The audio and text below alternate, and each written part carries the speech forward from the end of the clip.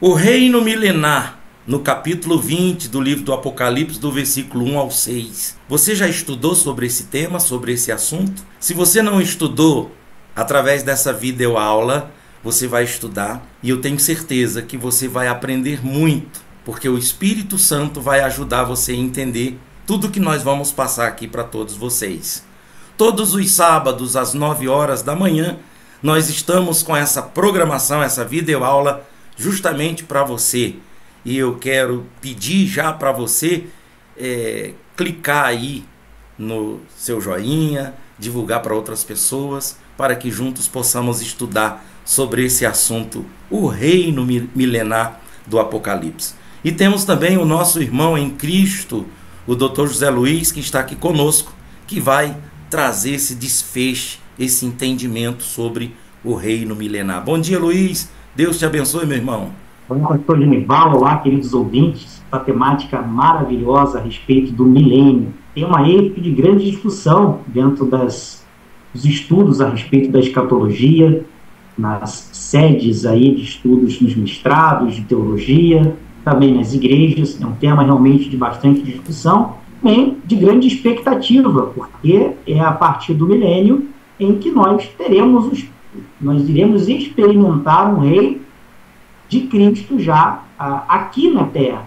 E aí, a respeito deste reino de Cristo aqui na Terra, nós vamos ter algumas possíveis interpretações, se esse reino seria literal ou se esse reino seria um reino espiritual, um reino visível, tocável, aqui na Terra, ou seria um reino exercido através da pregação do Evangelho, através das igrejas, o que veremos daqui a pouquinho na nossa live. Você que ainda não se inscreveu no canal, é tempo de oração, se inscreva, ative o sininho para que você não perca a nossa playlist do Apocalipse, do fim ao começo.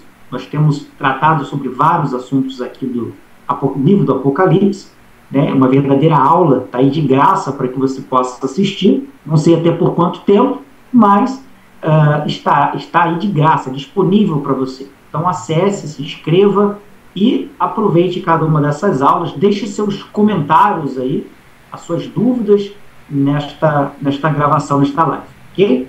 Então vamos lá, pastor Genival, o reino milenar, capítulo 20, do versos 1 ao 6 do livro do Apocalipse. Nós vamos ao texto bíblico primeiro, primeiro nós vamos fazer a leitura do texto bíblico Apocalipse, capítulo 20, versos 1. Acompanhe na tela. Eu vi descer do céu um anjo que tinha a chave do abismo e uma grande cadeia na sua mão. Ele prendeu o dragão, a antiga serpente, que é o diabo e Satanás, e amarrou-o por 1000 anos. Lançou-o no abismo e ali o encerrou, e pôs selo sobre ele para que não mais engane as nações até que os 1000 anos se acabem.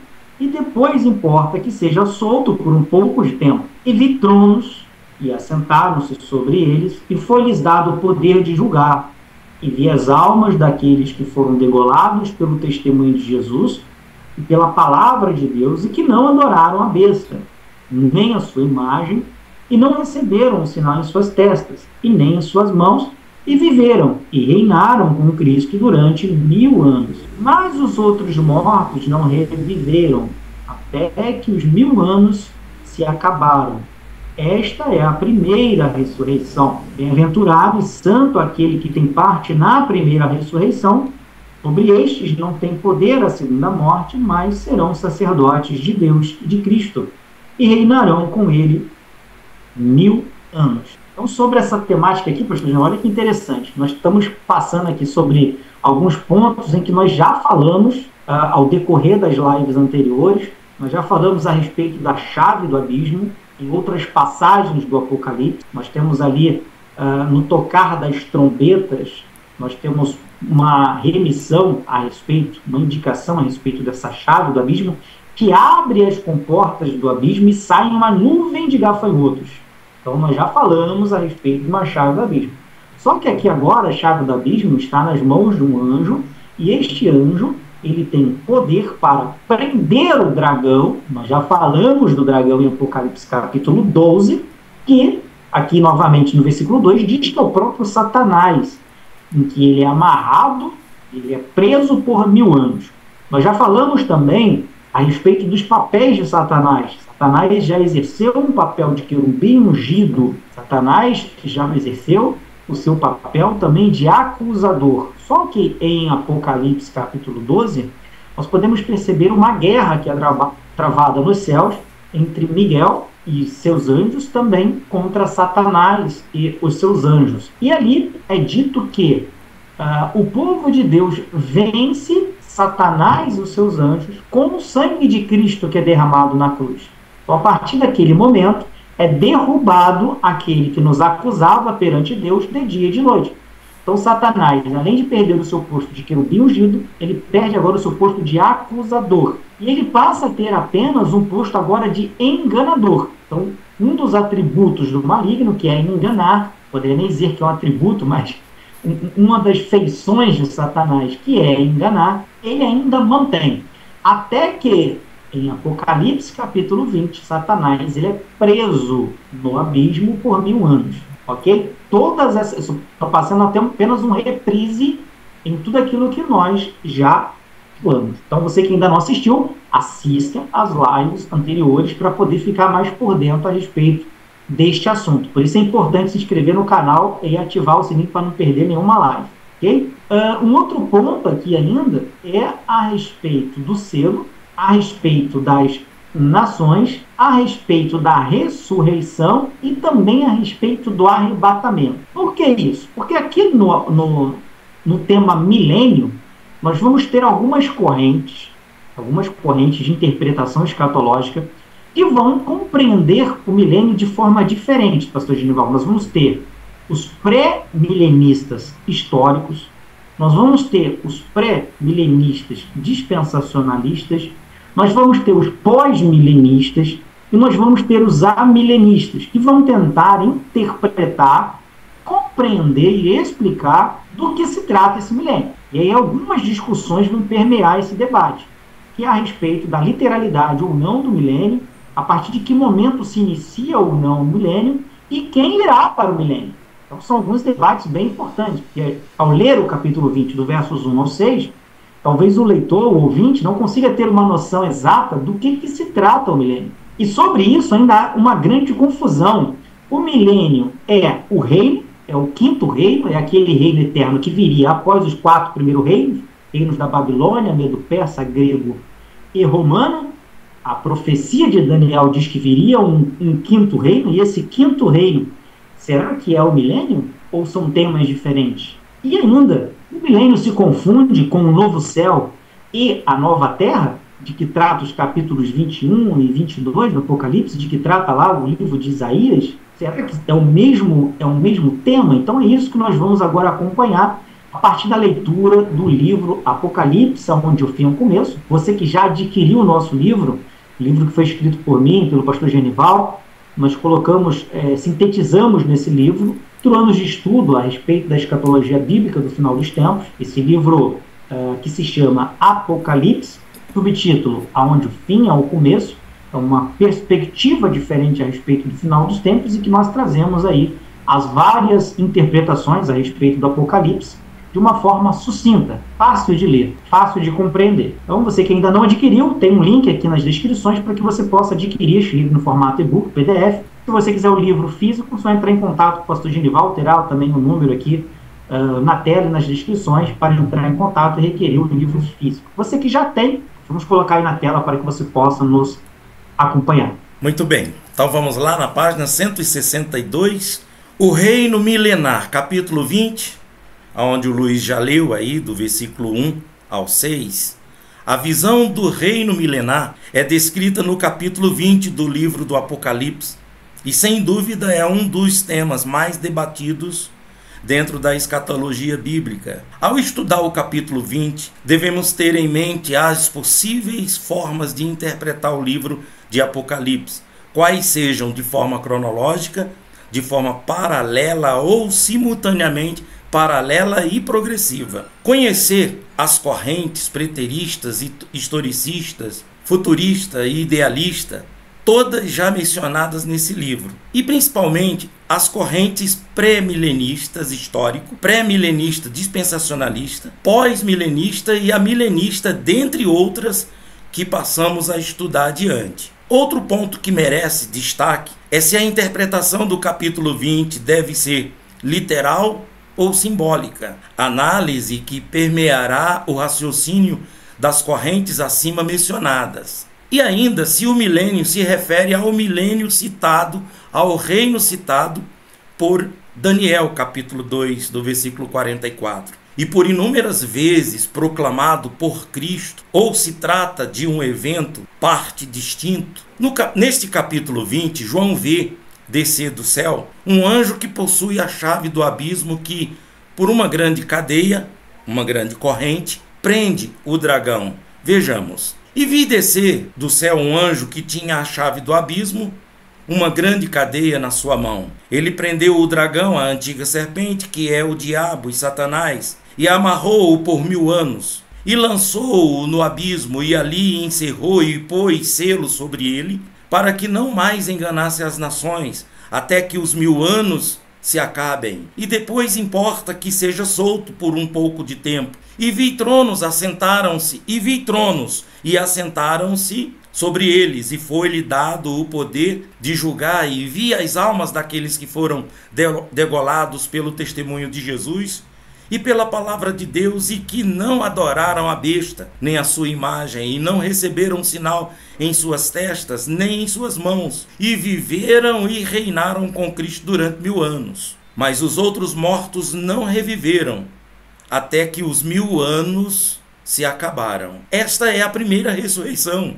Bem-aventurado e santo aquele que tem parte na primeira ressurreição. Sobre estes não tem poder a segunda morte, mas serão sacerdotes de Deus e de Cristo e reinarão com ele 1000 anos. A chave do poço, do abismo, também é citada em Apocalipse capítulo 9, versículo 1, como consequência do tocar da 5ª trombeta e do primeiro ai. E o 5º anjo tocou a sua trombeta, e vi uma estrela que do céu caiu da terra, e foi-lhe dada a chave do poço do abismo, e abriu o poço do abismo, e subiu fumaça do poço, como a fumaça de uma grande fornalha, e com a fumaça do poço escureceu-se o sol e o ar, e a fumaça vieram, e da fumaça vieram gafanhotos sobre a terra, e foi-lhes dado poder, como o poder de quem tem os escorpiões da terra. Apocalipse capítulo 9, versículo 1 ao 3. Passado é já um ai, eis que depois disso vem ainda 2 ais. Apocalipse capítulo 9, versículo 12.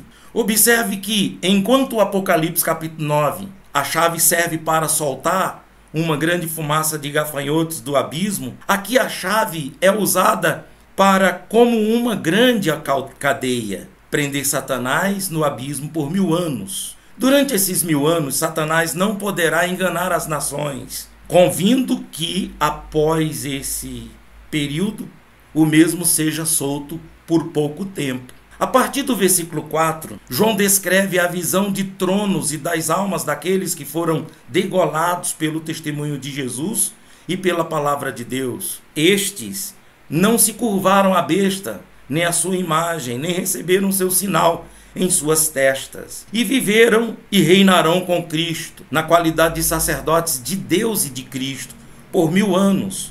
Esta é a primeira ressurreição. Veja as mesmas almas vistas por João, que clamavam por justiça, Apocalipse capítulo 6, do versículo 9 ao 11, que haviam sido mortos pela grande meretriz, Apocalipse 18, versículo 24, que tiveram sua vingança, Apocalipse 19, versículo 2. Agora vivem e reinam com Cristo. Apocalipse capítulo 20, versículo 4. Os demais mortos não reviveram até que se cumprisse os 1000 anos. A ressurreição é citada por Cristo em Mateus 22, do versículo 23 ao 31, em Lucas capítulo 14, versículo 14, em João capítulo 5, versículo 28 ao 29, como também em João capítulo 11, versículo 24 e 25, e pelos apóstolos, Atos dos Apóstolos 23, 6 ao 8, Atos dos Apóstolos 24, versículo 15, como também nas cartas aos Romanos, capítulo 6, também 1 Coríntios, capítulo 15, do versículo 12 ao 58, em Colossenses, capítulo 3, 2 Timóteo, capítulo 2, versículo 18, considerada ora de forma literal, ora de forma espiritual. Em relação ao tema e ao milênio, vamos estudar resumidamente como as 4 principais visões escatológicas interpretam os eventos, não obstante haver dentro de cada uma das visões bifurcações em pontos específicos. Só veja que, como é interessante, né? Antes de a gente entrar aqui nas correntes que interpretam o milênio, essa questão, pastor Genival, a respeito das almas que viviam, foram degoladas e que estavam debaixo do altar. Quinto selo vai trazer a respeito, informações a respeito das almas daqueles que foram degolados pelo amor, pela pregação do evangelho, e essas almas, elas clamavam por justiça. É o quinto selo. Quando a gente vê o decorrer da contar da história, nós vamos ver a respeito da grande meretriz, nós vamos descobrir quem é que degolou esses profetas. Nós já falamos quem é a grande meretriz, que pode ser a Israel apóstata, que mata os profetas. Poderia ser Roma também, que tem algumas interpretações a respeito dessa grande meretriz. Você que já assistiu, você já está sabendo do que eu estou falando. Se não assistiu, assista a live a respeito da queda da Babilônia, da grande meretriz. Essas almas têm a sua vingança, que é tratada em Apocalipse 19, capítulo 2, que vai falar sobre as bodas do Cordeiro. E nós temos agora, novamente, mais um trechinho da história a respeito desses, que agora é o momento desses reinarem, pastor Genival. A gente vê o martírio deles, pede-se para esperar, acontece a morte dos demais, depois tem a vingança àqueles que mataram esses mártires na fé, e agora esses mártires na fé passam a reinar no milênio. Então, do versículo 1 do capítulo 20 até o versículo 3, vai tratar sobre a prisão de Satanás. Do versículo 1 ao versículo 3, vai tratar sobre a prisão de Satanás. Do versículo 4 ao 6, vai tratar a respeito do reinado e da ressurreição. E aí que é importante diferenciarmos alguns pontos aqui. Por isso que no livro Apocalipse, onde o fim é o começo, nós trouxemos várias remissões que tratam a respeito do evento ressurreição. Porque a ressurreição não era um tema muito pacífico no Antigo Testamento. Os profetas, isso não era algo muito típico.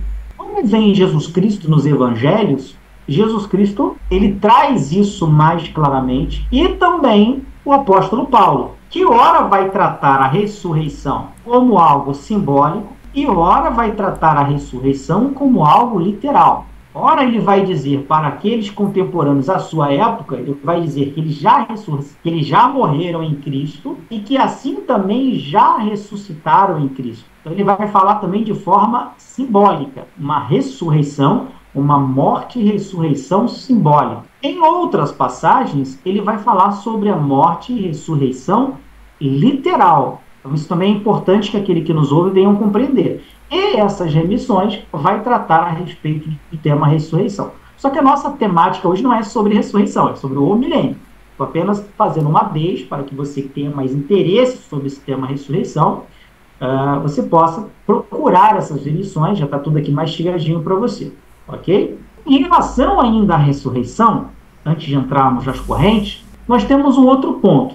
A Bíblia, aqui no capítulo 20, nos versos 5 e 6, vai falar a respeito da primeira ressurreição e vai falar ainda de uma segunda ressurreição. E aqui nós vamos ter algumas discussões a respeito disso. Essa primeira ressurreição é só para os santos? Os ímpios irão ressuscitar apenas na segunda ressurreição, já para um julgamento? Ou a primeira e a segunda ressurreição também são para os justos? E aí, na primeira ressurreição, é para um grupo de justos. E para a segunda ressurreição, para um segundo grupo de justos. Então, a depender da corrente que você siga, compreensão a respeito do milênio, você vai compreender de uma forma ou de outra. Depois de eu ler as quatro interpretações, eu vou dar a minha interpretação. O Genival pode dar dele também, fica à vontade. Eu vou trazer as quatro interpretações e vou dar também a minha observação, ok? A respeito desse tema. Mas tem essa discussão. Para quem que se dará ou de que forma se dará essas ressurreições? Primeira e segunda ressurreição. E após o fim do milênio, Satanás é solto para enganar as nações por um pouco breve de tempo. Teremos aí a guerra de Gog e Magog e depois o juízo final. Bom, agora sobre as correntes escatológicas, pastor Genival, nós temos pré-milenismo histórico. Vamos lá, só para que aquele que nos ouve, que nos está acompanhando, que tem interesse em estudar a respeito da escatologia, possa entender, aprender e depois compartilhar o conhecimento. E entender também, né, Luiz, que o próprio Senhor Jesus, antes de você falar, e fica com os dedinhos aí que vai ser rapidinho. Ele dá dica, né? Quem tem ouvidos para ouvir, ouça, né? Quem tem ouvidos para ouvir. Então ele está mostrando de que tem que existir esse interesse da pessoa. Ela não vai receber todo esse entendimento aleatoriamente. Até porque até no Apocalipse, capítulo 13, quando fala aqui do número da besta, ele diz assim, ó, aqui há sabedoria. Só que dentro da cronologia, dentro dessa linha, ninguém vai ter sabedoria se não tiver entendimento.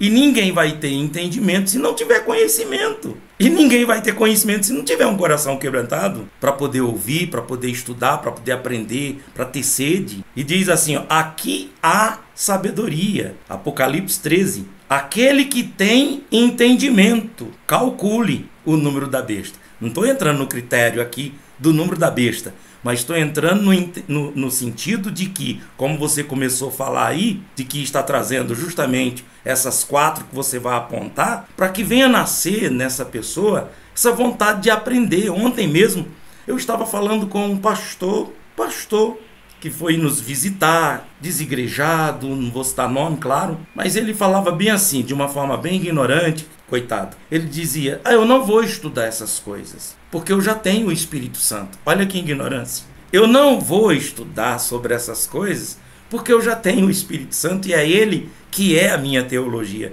É Ele que é meu entendimento. E eu penso que é por aí, Luiz, aonde muitas pessoas se agarram a esse tronco, sabe? E não sai. Por quê? O Senhor Jesus, ele deixa bem claro, ele mostra bem claro, quem tem ouvidos para ouvir, ouça. Tem que ter o entendimento, tem que ter o interesse de querer aprender. Eu sei de que esse livro que nós, com muito amor, com muito carinho, nós fizemos, nós estudamos e estamos trazendo para essas pessoas, eu sei que Deus vai usar esse livro para tirar essa cegueira, essa ignorância. Quando a gente vê lá em Paulo, quando Paulo eu disse que ia ser rapidinho, mas pastor, é difícil, viu? Ser rapidinho. Quando a gente vê lá em Paulo, quando Paulo ele cai cego, sem enxergar, a caminho de Damasco, que ele vai lá para a rua chamada direita, na casa de Judas, que quando o Senhor Jesus manda Ananias ir orar nele, a Bíblia mostra bem claro de que as escamas saíram dos seus olhos, caíram como umas escamas. E essas escamas, ô Luiz, uma delas é a ignorância, é a religiosidade, essas escamas que tem que sair. Você vê que Saulo, ele primeiro foi limpo dessas escamas, dessas religiosidades, e depois foi cheio do Espírito. Então, para essa pessoa entender tudo isso aqui, tem que ter esse entendimento que é um quebra-cabeça, que a gente vê falando aí no capítulo 13, 12, 18, 20, que a gente tem que fazer essa junção para poder entender. Verdadeiro quebra-cabeça, né? E a pessoa às vezes não entende, ela vai ler o Apocalipse, às vezes ela não compreende o que ela está lendo. As escrituras, as revelações foram dadas pelo próprio Deus. É isso que as pessoas têm que entender. Quebra-cabeça foi montado pelo próprio Deus, para que aqueles que têm ouvido para ouvir possam montar o quebra-cabeça. E como é que eu monto esse quebra-cabeça? Estudando, sentando, lendo, estudando. E a gente pode citar até o próprio Senhor Jesus Cristo, né? E muitos, Jesus veio para quebrar esse sistema religioso, né? Eles já vinculam aqueles que estudam a um religioso, que é justamente ao contrário. O religioso é aquele que sabe e não pratica. O religioso, o fariseu, digamos assim, o típico fariseu, é aquele que sabe e não pratica. Jesus Cristo, ele sabia mais do que os fariseus. E Jesus Cristo veio mostrar aos fariseus como é que você pratica aquilo que você conhece, aquilo que você sabe. Jesus não era um desconhecido da lei. Era isso que queriam acusar os judeus. Mas Jesus sabia mais do que eles. E aí, através do conhecimento de Jesus Cristo, ele conseguia rebater ou refutar os fariseus.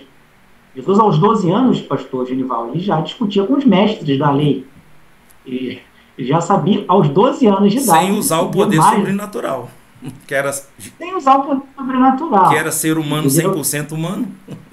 Quando Satanás vai tentar Jesus no deserto, olha só, o Espírito Santo, como o senhor fez essa pausa, vamos aproveitar a pausa.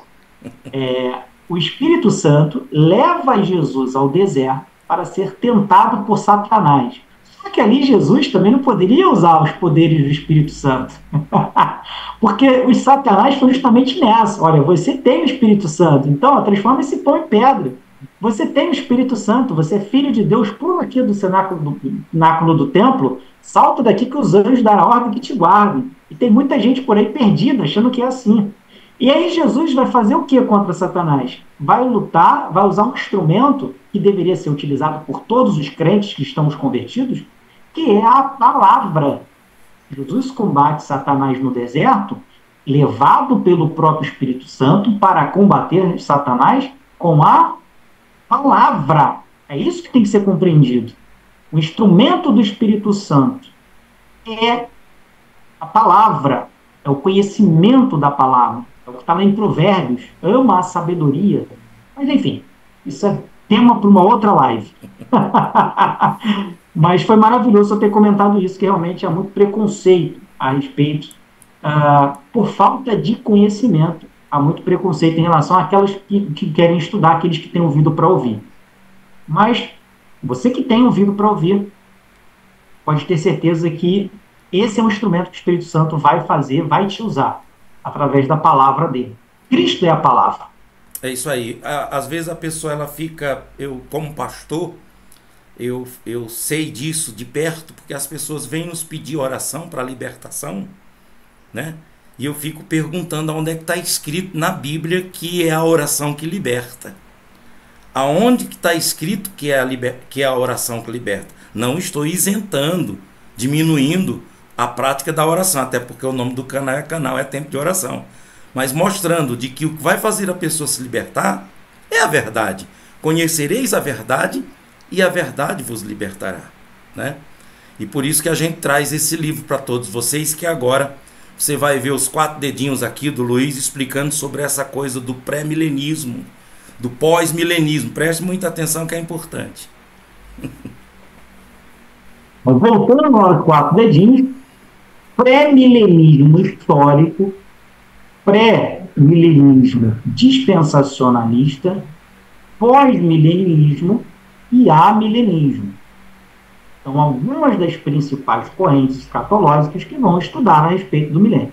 Esses nomes, antes de a gente entrar na leitura do livro, que está muito bem explicado, só para que você possa decorar e aprender a respeito dos nomes, pré-milênio ou pré-milenismo está tratando do quê? Pré se trata a respeito do arrebatamento, da grande tribulação. Então, antes do milênio, antes do milênio, pré-milenismo, acontecerá os eventos de arrebatamento e grande tribulação. Então, quando eu falo que alguém é adepto da corrente pré-milenista, porque esta pessoa crê antes do milênio, pré-milênio, ocorrerá os eventos do arrebatamento e da grande tribulação.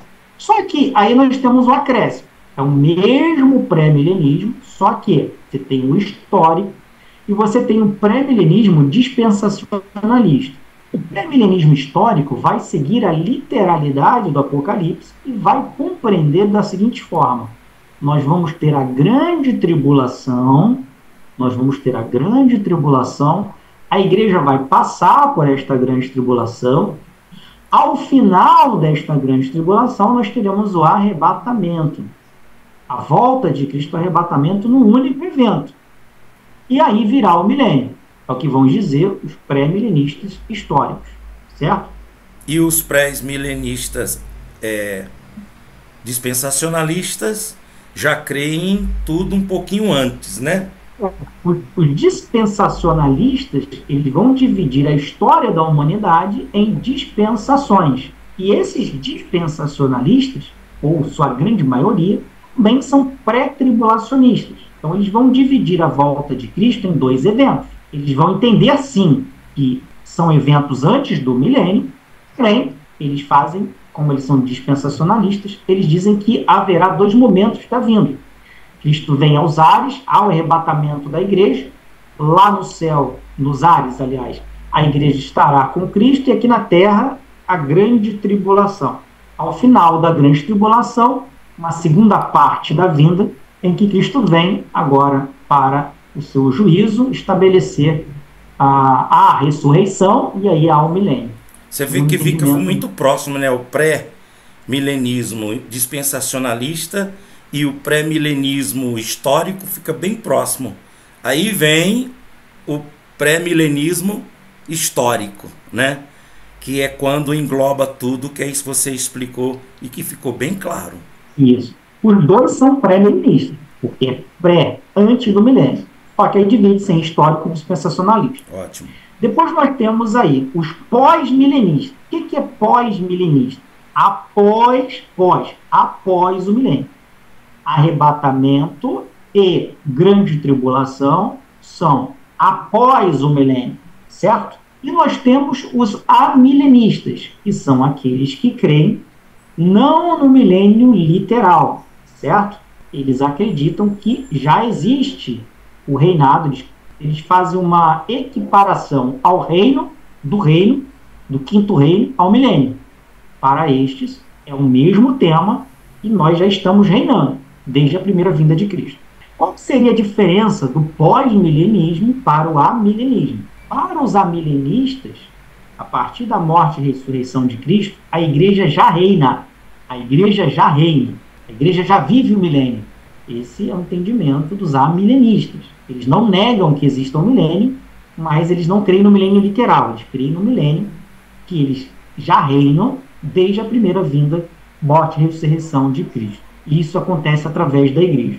E os pós-milenistas, perguntei a diferença, né? Para ambos, né? O milênio seria antes do arrebatamento, antes da grande tribulação. Para os pós-milenistas, este reinado ele é progressivo. Para os amilenistas, já há um reinado. Para os pós-milenistas, há um crescimento desse reino. Há algo progressivo. Esse reino está sendo estabelecido aqui na Terra. Ele vai se concluir, mas ele está sendo estabelecido aqui na Terra.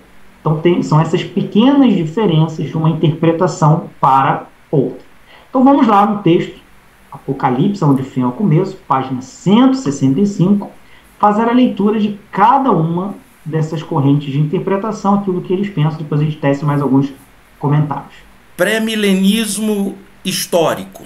O pré-milenismo histórico sustenta que a segunda vinda de Cristo ocorrerá em um único evento após o período da grande tribulação, sendo que a igreja estará na terra durante esse período de tribulação e, no final deste período, ocorrerá a vinda de Jesus. Nesse momento, os justos serão ressuscitados e os corpos dos salvos que estiverem vivos serão transformados. Neste período, o anticristo será julgado, Satanás será amarrado e Cristo reinará na terra por 1000 anos. Ao final do milênio, Satanás será brevemente solto e tentará guerrear contra Deus, mas será finalmente derrotado e lançado no lago de fogo para a condenação eterna.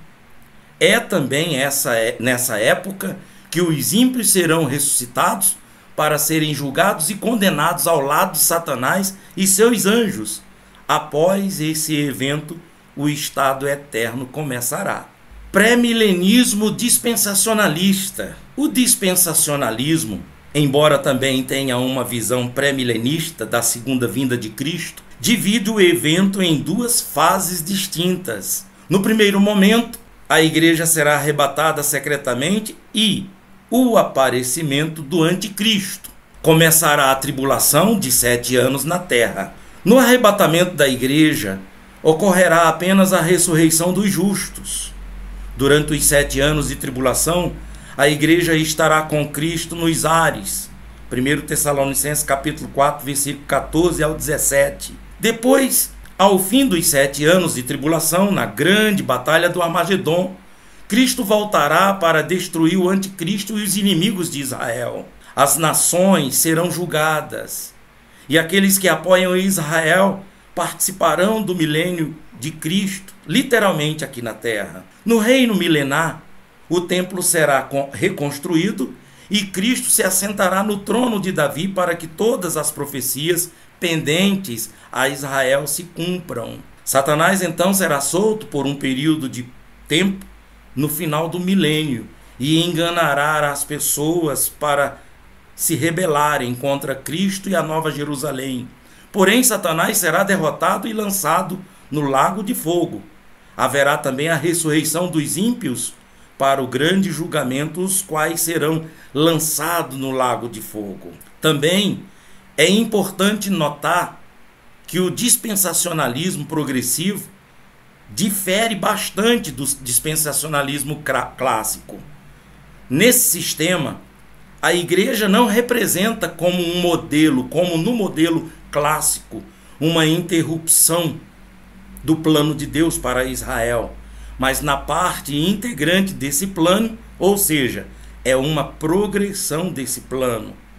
Na maior parte, o dispensacionalismo progressivo sustenta que Cristo vem em um único evento após a tribulação.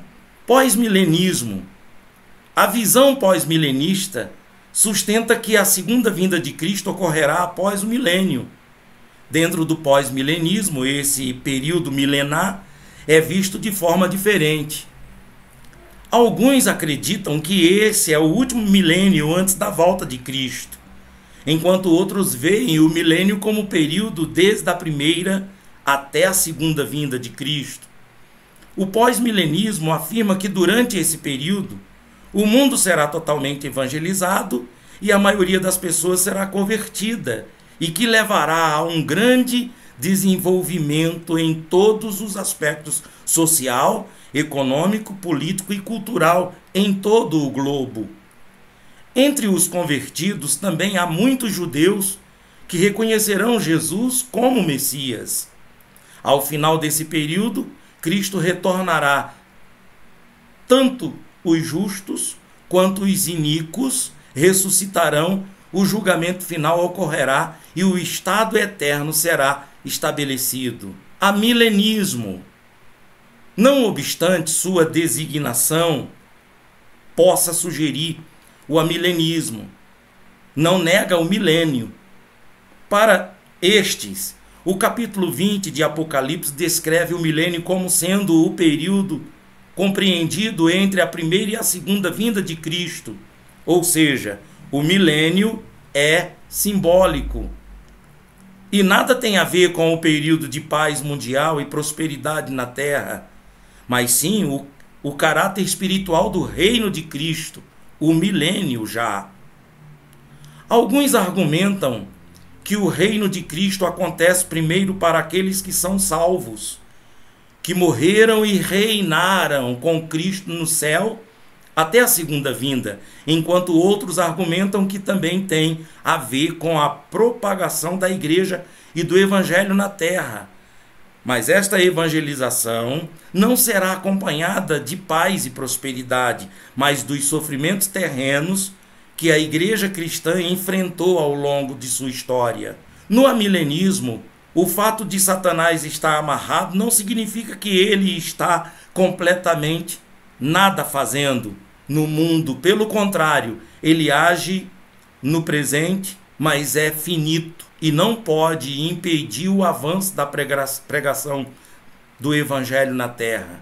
Assim, Satanás está impedido de enganar as nações no que diz respeito à salvação, até que se complete o tempo determinado por Deus para o fim. Não obstante, ainda possa agir no mundo. O amilenismo também preconiza um período sem precedentes de sofrimento apocalíptico, quando Satanás será solto, ou seja, Deus permitirá que ele engane as nações novamente, e a igreja passará pelo período mais difícil da terra nesse período. Então Cristo retornará em poder e glória. Haverá uma ressurreição geral, santos e ímpios, um julgamento final e um estado eterno e um novo céu e uma nova terra. No que o pastor Genival leu, né, nós já havíamos comentado as principais diferenças a respeito das 4 linhas escatológicas. O livro Apocalipse, do fim ao começo, é bem didático. Você vê que tem as notas remissivas, em que nós vamos tratar quem são os autores da teologia que defendem cada uma das suas correntes, cada um com seus bons argumentos. Todos eles utilizam-se de bons argumentos. Nós temos também uma nota remissiva para explicar a respeito das dispensações. Quais são as dispensações? Então, você que tem o seu livro, você pode acompanhar aí na nota de rodapé essas explicações. Disso, pastor Genival, existem algumas problemáticas em relação a alguma das correntes que nós apresentamos. Primeiramente, aquela tese, né, aquela ideia de que os últimos 7 anos escatológicos é para o fim do mundo. É porque se nós teremos um milênio literal aqui na Terra, o mundo não acaba no 7º ano escatológico. Nós teríamos ainda mais 1000 anos aí. E aí o julgamento só depois dos 1000 anos. Né? Então, na verdade, não seria 7 para o fim. Os 7 anos seria só o início do fim. Você tem outras correntes, por exemplo, o amilenismo, que vai compreender esse reinado desde a primeira vinda de Cristo, né? Grandes parte dos amilenistas vão crer nisso. E aí você tem algumas perguntas que são feitas na maioria das vezes. Mas que reinado é este? Né? Que tem tanta morte, tanta guerra, tanto cristão ainda sendo morto. Que espécie de reinado é esse que vocês creem que não é um reinado factível, palpável? Então você veja que cada uma das correntes tem bons argumentos e também vão ter grandes problemas na sua compreensão, certo? O que eu creio a respeito da temática? Se o pastor Genival quiser até falar antes, pode falar, que eu fecho aqui. Só tem alguma ideia, só tem alguma tendência a respeito de alguma dessas correntes, pastor Genival? É assim, Luiz. Antes de nós começarmos esse estudo, essas pesquisas, então eu era categórico, um futurista, um pré-tribulacionista. Depois de toda essa pesquisa, esses estudos, então o que eu aprendi nisso tudo? De que eu tenho que respeitar, em primeiro lugar, eu tenho que respeitar a interpretação de cada um. Primeira coisa, eu tenho que respeitar. É tão certo que às vezes você vê um debate no YouTube, ou então pessoas debatendo em um assunto, e a gente tem nossa opinião, e a gente fica aqui dentro de nós só pensando, tadinho, coitado, eles têm que se aprofundar mais um pouquinho, porque não é só isso, é muito além, é muito profundo, né? Então o que eu consegui entender é de que eu continuo sendo esse tendencioso de um futurista, como se fosse a base da minha conclusão.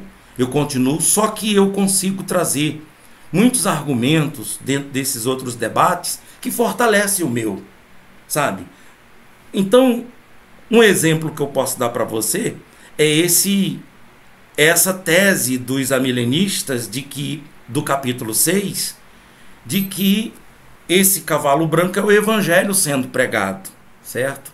E realmente a gente vê, inclusive esse ministério, tempo de oração, esse canal é tempo de oração, sabe?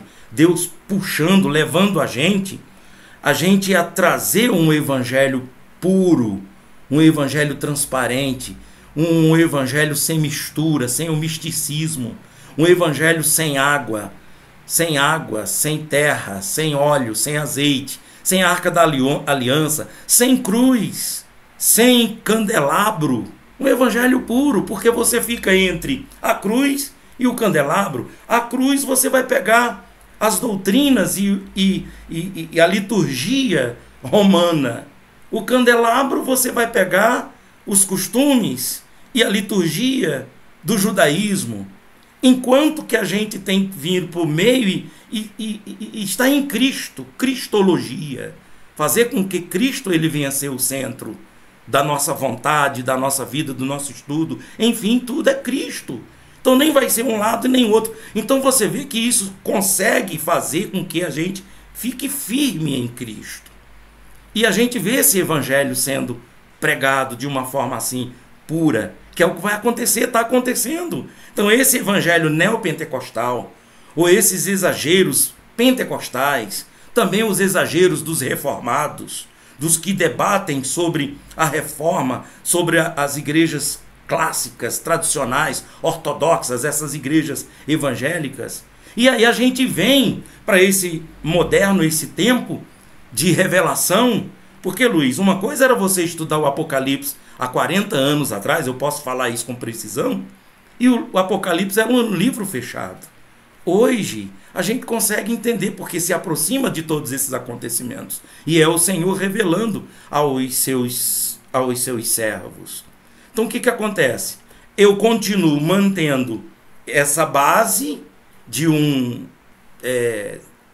futurismo, mas trazendo muitas peças importantes dentro das outras teses para que eu possa continuar nessa esperança da vinda de Cristo. Essa é a minha posição. Isso aí. Em relação a essa temática do milênio, eu vou dar aqui uma compreensão, tá? Eu me aproprio de algumas posições, por exemplo, dos pós-milenistas, a respeito de não um milênio progressivo, mas de um reino progressivo. Então, na minha concepção, reino e milênio não se confundem. Nós já reinamos com Cristo, só que esse reinado, ele é progressivo. E aí eu busco a orientação de Oscar Cullmann, que entende que nós já e ainda não vivemos no reino. Como assim? O reino já se iniciou, mas ainda não está na sua plenitude. Nós teremos um momento em que esse reino será pleno. Aí sim nós teremos o milênio. Então, dentro dessa concepção de diferenciação entre reino e milênio, o reino é progressivo, assim como compreende os pós-milenistas, só que eles entendem que é a mesma coisa, milênio e reinado, mas eu me aproprio dessa compreensão deles para falar a respeito do reino. Esse reino é progressivo, e não descarto o reino pleno, na sua plenitude, de 1000 anos, no final dos tempos escatológicos. Esse reino, agora sim, no milênio, lembra? Reino inicia-se lá em Cristo, a primeira vinda de Cristo. Ele é progressivo, até que tenha colocado todos os seus inimigos debaixo dos seus pés. Então é algo progressivo. Cristo já está assentado à destra do Pai, até que os seus inimigos sejam colocados por os cabelos dos seus pés, debaixo dos seus pés, e Cristo venha entregar este reino, agora sim, pleno ao Pai. Uma vez consolidado este reino, aí sim nós teremos a segunda vinda de Cristo e o reino milenar, literal, aqui na Terra. Este reino milenar aqui na Terra, eu compreendo que não é para todos. A primeira ressurreição seriam para os mártires na fé. Da onde que eu tiro isso? O próprio texto bíblico, que vai dizer que aqueles que estão assentados sobre os tronos reinanos são as almas daqueles que foram degolados pelo testemunho de Jesus e pela palavra de Deus, e não adoraram a besta nem a sua imagem. Mas os demais, eu tenho um primeiro grupo, que são o grupo dos mártires na fé, e os demais justos serão ressuscitados ao final do milênio. Eu não faço a divisão. Primeira ressurreição, justos. Segunda ressurreição, ímpios. Eu faço a separação. Primeira ressurreição, mártires na fé. Segunda ressurreição, os demais justos. Por que isso, pastor Genivaldo? Porque na primeira ressurreição, acompanhando o texto bíblico que fala sobre que foram degolados, fala um pouquinho para pensar. Aqueles que foram mortos no primeiro século, aqueles que foram mortos no decorrer da história da humanidade, por amor ao Evangelho, eles não tiveram uma vida plena aqui na Terra. Eles não chegaram a serem honrados aqui na Terra. Serão honrados no céu. Mas aqui na Terra eles não tiveram essa vivência. Muitos de nós cristãos, vivemos justamente o oposto. Nós não fomos degolados, martirizados. Muitos de nós já vivemos uma vida, já vivemos esse reino aqui na Terra. Nós conseguimos ter resquícios desse reino aqui na Terra. Nada mais justo que aqueles que foram degolados, que não tiveram nada e foram mortos por causa da pregação do Evangelho, que tenham um momento na história para que eles possam, sim, viver plenamente e reinarem aqui na Terra. até por conta do martírio primeiro que eles tiveram, ok? E por que eu não faço essa diferenciação de duas ressurreições, justos e ímpios, e sim justos martirizados e justos que não foram martirizados? Porque no dia do julgamento final, eu não vou ter uma terceira ressurreição. É a hora que o mar vai trazer as almas dos mortos. Os mortos, aí sim, no juízo final, nós vamos ter os injustos também. Então, essas duas ressurreições aqui seriam dos justos. Primeiro, os justos que foram martirizados, e aí, como diz o texto bíblico, os degolados, eles vêm para reinar agora. Muitos de nós já estão reinando hoje. Estes que foram martirizados não reinaram lá atrás, eles foram mortos por causa do Evangelho. Esses vão reinar durante 1000 anos, literalmente aqui na Terra. E ao fim deste milênio, dos martirizados que passarão, os demais ressuscitarão. E os ímpios só vêm quando do juízo final, que é a hora que o mar entrega os seus mortos. A Bíblia vai falar sobre o inferno. Todos esses vão trazer de volta os seus mortos, que aí seriam também os injustos, os ímpios, para o dia do julgamento final. Essa é apenas uma compreensão minha, trazendo alguns pontos de várias correntes. Por isso que é importante a gente entender e compreender as mais variadas correntes, que você consegue chegar a um denominador comum dentro daquilo que você crê. E ajudando. Também não dá para o martelo. Isso é o que eu creio hoje, o que eu compreendo. E ajudando a sua compreensão, justifica porque que eles caminhavam para a morte. Isso mostra que eles sabiam. Eles tinham conhecimento de tudo isso. Porque até hoje quem não tem esse entendimento, quem não se aprofunda nesse entendimento, fica a dizer assim, mas por que esse pessoal se entregava à morte na igreja primitiva e dentro do decorrer da história? Por que esse povo se entregava assim tão fácil? E iam cantando. Você vai ver lá a morte dos 12 apóstolos, menos a de Judas. Eles estão lá louvando, querendo... Eu estava vendo lá sobre as mortes, teve a morte de Filipe, que ele foi rasgado, vivo, tirado o couro dele, tiraram o couro dele, enquanto vivo, ainda vivo, tirando o couro de Filipe. Quer dizer, o que justifica esses homens, essa igreja primitiva, família inteira, a família inteira? Se você vê esse filme que eu falei do imperador, o grande imperador Constantino, aqui se você assistir, você vê ali já no período ainda de Constantino, os cristãos indo morrer. Não, eu quero ir, não, eu posso te salvar, eu posso te ajudar, trazer você para aqui, te esconder. Não, mas eu tenho que ir, eu quero. Então isso justifica, porque eles sabiam do grande galardão que ia ter. Embora o meu pensamento, o meu entendimento é muito próximo do seu. Posso até emendar aqui rapidinho, de que eu creio de que essa primeira ressurreição, ela será para esses que têm galardão, que já é um pensamento, né, já dos pré-milenistas, dispensacionalistas, eles têm também essa visão, e eu me aproximo, eu sou muito tendencioso a isso, porque diante desse tribunal de Cristo, quem é que vai comparecer? Quem tem galardão para receber. Quem não tem galardão, o que vai fazer lá, se não tem galardão? Então esses tem até salvação, mas fica lá para a última, porque eu também só creio, e está escrito que só são 2 ressurreições, não tem 3. Então por isso que essa do trono branco tem que ser lá para o canto, para o último da fila lá, porque todos vão ressuscitar. Bin Laden, Napoleão Bonaparte, Pedro Alves Cabral, Nabucodonosor, todos vão ressuscitar, todo mundo tem que ressuscitar nessa segunda ressurreição. Mas nessa primeira, não é nem um julgamento, não é nem um tribunal para julgamento, é um julgamento, é um tribunal para absolver, é um tribunal para entrega de recompensa, entende? A diferença de mim para você, que você acredita que seja os decapitados, até me deu vontade de ser decapitado também, diante da sua tese.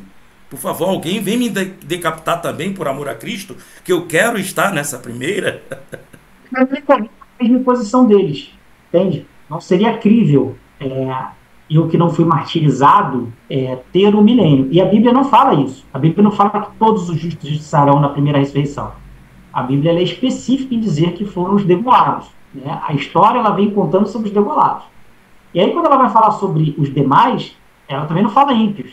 Ela fala os demais. Então, primeira ressurreição, os degolados, na minha concepção, não me equiparo a eles, e aquilo mesmo que o senhor falou, eles tinham total convicção de que se morressem por causa do evangelho, eles teriam um momento de ressurreição. E se você voltar em uma daquelas remissões, vocês que nos ouvem, voltarem em alguma das remissões que nós colocamos a respeito da ressurreição, o consolo dado por Paulo é justamente isso, é dizer àquela igreja que estava sendo morta, martirizada, perseguida, de que eles, os familiares que foram mortos, eles ressuscitariam. Quando Paulo vai falar a respeito da ressurreição, literal, ele vai dizer, o consolo dele é isso, que haverá uma ressurreição para estes, e que eles reinarão. Então, nesta compreensão de que o martírio está vinculado ao reino de 1000 anos, eu não vejo de outra forma. Até porque para mim, ou para aqueles que já vivem este reino, não estão sendo martirizados, você já está vivendo. Para que você viveria mais 1000 anos aqui na Terra? Enfim, eu não vejo razão de ser. Já pego a deixa bíblica, que me dá esse respaldo de falar que foram os degolados, e que os demais só ressuscitarão depois, e também pego as compreensões de Paulo. Mas volto a dizer, se eu puder participar do milênio, para mim vai ser maravilha, sentar-se aos tronos, juntamente com o pastor Genival, juntamente com você, amigo, ouvinte, será realmente uma grande maravilha. E aí depois nós teremos o novo céu e a nova terra. Aí sim, para todos que forem salvos, o novo céu e a nova terra, que é um outro tema, é uma outra coisa. Não confunda rei, não confundam milênio com novo céu e nova terra. Novo céu e nova terra para todos. A nova Jerusalém que desce do céu, e aí nós teremos uma live específica para tratarmos sobre novo céu e nova terra. Mas na próxima live, nós temos ainda Gog e Magog, não perca a próxima live por nada. A próxima live vai ser conflito e juízo final, né? Do capítulo 20 ao versículo 7 ao 15. Já não vejo a hora. Muito boa. Muito bom. Sábado às 9 horas, não perca. É isso aí. Luiz, muito obrigado, meu irmão. Foi muito bom. É uma aula, né? Realmente é uma videoaula e é um aprendizado. Eu quero agradecer a todos vocês que ficaram conosco até agora. E se você realmente tem o mesmo sentimento que nós temos, então divulgue essa live, essa videoaula. Você certamente conhece alguém que gosta de estudar. Então manda para ela. Manda para quem não gosta também, porque o Espírito Santo faz a obra. Mas divulgue nos seus grupos de amigos, familiares. Fale para as pessoas sobre essa videoaula, tá bom? Luiz, um abraço, meu irmão. Forte abraço para o Genival, forte abraço, caros amigos. Guardo todos vocês aqui sábado que vem. Tchau, tchau.